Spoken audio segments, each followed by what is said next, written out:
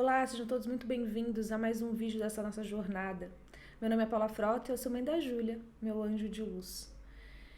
Bom, depois de ir no neuro, de sair daquela consulta com aquela informação sobre o que era cranioestenose, de saber que para a gente diagnosticar o que a Júlia de fato teria, a gente precisaria fazer alguns exames nela, e o primeiro seria essa tomografia. A gente sai dali, põe a Júlia no carro e ainda no carro, tentando respirar, tentando entender e absorver tudo que tinha acontecido.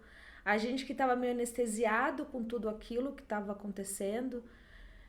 Eu vejo o Luiz segurar o volante, olhar para mim pelo retrovisor, e eu olho no olho dele e eu vejo meu marido ali também tentando entender, tentando se achar, e eu pergunto para ele, e aí?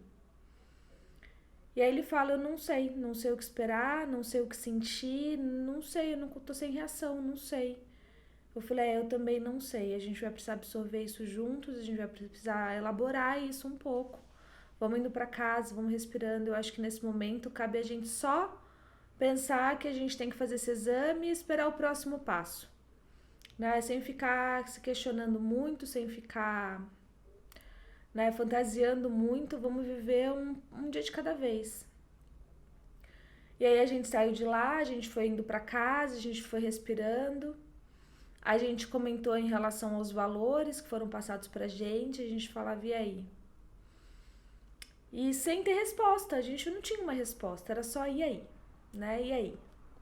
O que a gente está sentindo com tudo isso, mas a gente estava tão anestesiado com aquela situação, com aquelas informações, que não tinha desespero, não tinha alívio, não tinha dor, não tinha alegria, não tinha fé, não tinha nada. A gente estava ali, sabe, ali, literalmente anestesiados. A gente chega em casa, tinha alguns familiares nossos ali que sabiam que a gente ia fazer aquela consulta, querendo entender o que estava acontecendo. A gente explicou para eles o que poderia ser. Todos saíram bem preocupados, angustiados também, né, um pouco assustados. E a gente ainda assim no e aí. Eu sei que todo mundo foi embora, eu peguei a Júlia. E aí eu fui fazer o nosso ritual da noite, que era dar banho nela, né, conversar um pouco com ela, dar o mamar, cantar as músicas dela, colocar ela para dormir, colocar ela na cama. E ali, a hora que eu comecei a tirar a roupinha dela, fazer aquele ritualzinho que a gente fazia todos os dias, eu comecei a conversar com ela. Eu falei, filha, você foi tão linda hoje, né? Você parece que você sabia que você estava esperando, ou que você também queria entender o que estava acontecendo com você.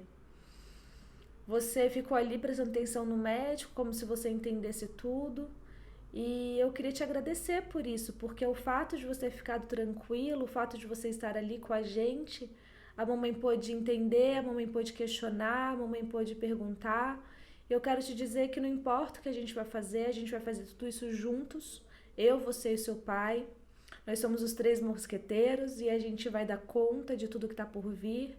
A mamãe vai procurar um lugar muito legal para a gente fazer o seu exame. E você vai dormir no tempo do exame, a gente vai fazer tudo certinho e vai dar tudo certo.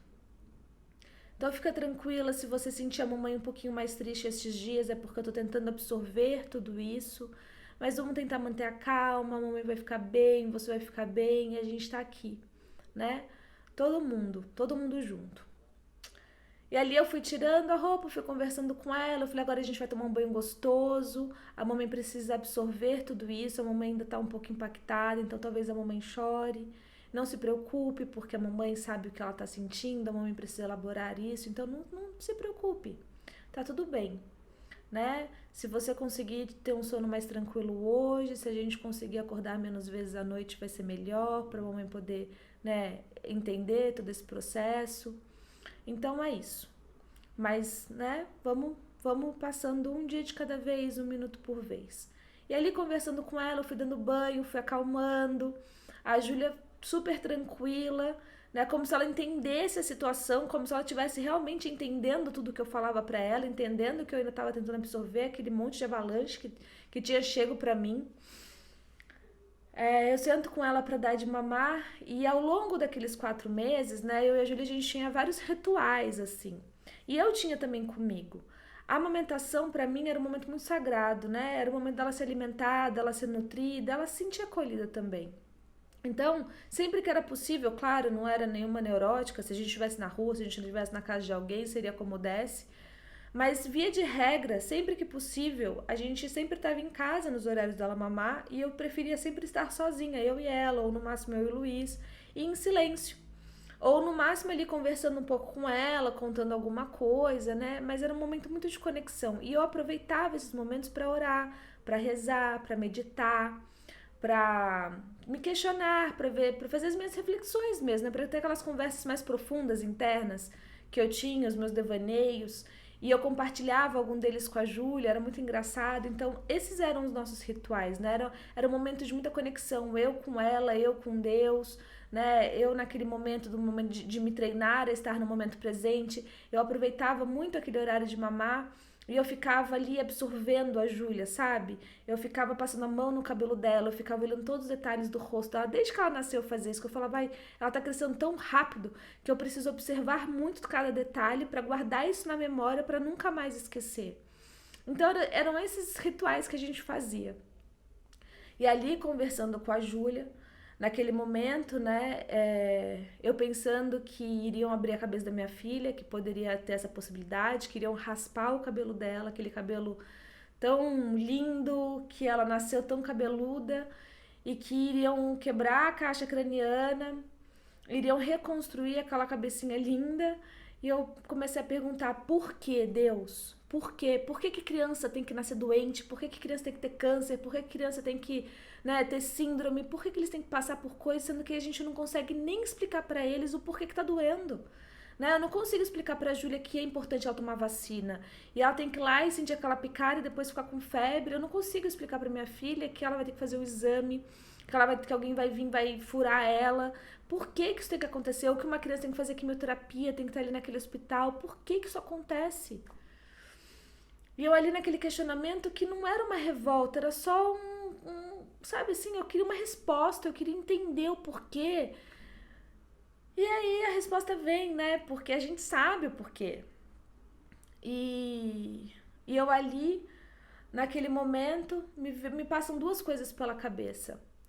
A primeira era que tem que ser assim, porque a gente enxerga um corpinho pequeno, um corpinho fragilizado, um corpinho ainda tão vulnerável, ainda tão dependente, né, das emoções da gente, ainda tão imaturo para esse mundo, para esse plano terreno, mas que dentro dele tem um ser com muitas experiências, com muitas vivências, com muitas escolhas e que vem para passar determinadas coisas aqui que não nos cabe julgar, que não nos cabe dizer se é certo ou se é errado, não nos cabe criticar, só nos cabe suportar, né? Porque a história de cada um, é o tempo de cada um. E ali, diante daquela informação de lembrar que na vida a gente, né, o plantio ele é opcional, mas a colheita ela é obrigatória, seja nesse tempo ou em outro, seja quando criança ou quando adulto. Me veio também, aí eu comecei a um outro questionamento com Deus. Eu falei, ok, tá tudo certo, então tá, então a gente tem essa lei aí do dar e receber, da semeadura, né, do tomar lá da cá, tá tudo bem, ok. Mas por que então que a gente, que já tem toda essa potencialidade de trazer a vida, de trazer para o mundo eles, né, de dar espaço para eles se construírem dentro da gente, deles formarem um corpinho que eles precisam, ainda que seja doente, né? A gente que tem esse superpoder de alimentar o nosso filho do leite sair quentinho na temperatura certa, com os minerais, com as vitaminas e nutrientes que eles precisam para se desenvolver aí ao longo do primeiro ano de vida. Se a gente já nasce com todo superpoder, porque para mim isso é um superpoder, se a gente já nasce munida disso, por que Deus, que você também não pode dar pra gente, né, a escolha, amor, tipo, que através do amor, por eu amar um filho ou uma pessoa que eu escolha como filho para ter ali comigo, por que eu não posso passar por ele essas dores, né? Por que, por exemplo, tá bom, a Júlia nasceu com crânioestenose, a Júlia vai ter que operar. Por que não pode ser na minha cabeça? Por que eu não posso ir lá dar a minha cabeça e falar, tá, quebra aqui, faz em mim todo o procedimento e cura nela, entendeu? Por que a gente não vem com isso?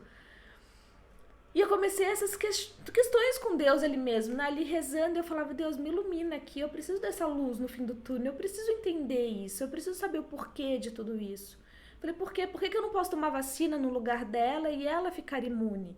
Por que que eu não posso sofrer as dores de amor, as dores pelo caminho que ela vai viver? Por que que eu não posso proteger minha filha dessas coisas? E eu passar, eu que já tenho mais experiência, eu que estou mais calejada, eu que tá tudo bem. Por que que eu não posso passar por isso no lugar dela? Por que que você não dá pra gente esse superpoder também? Né? Seria um tanto quanto injusto. A gente só fica aqui e a gente tem que ver eles passando por esses momentos e a gente não consegue nem explicar, porque mal a gente consegue assimilar o que é que a gente tem que aprender, o que é que eu tenho que aprender com tudo isso, o que é que ela, tão pequena, tem que aprender com tudo isso, o que o Luiz tem que aprender.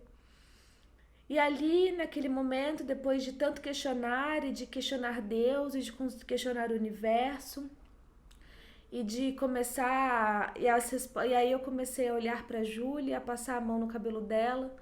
Eu lembro que eu fiz uma oração para Nossa Senhora, porque eu sou muito devota de Nossa Senhora.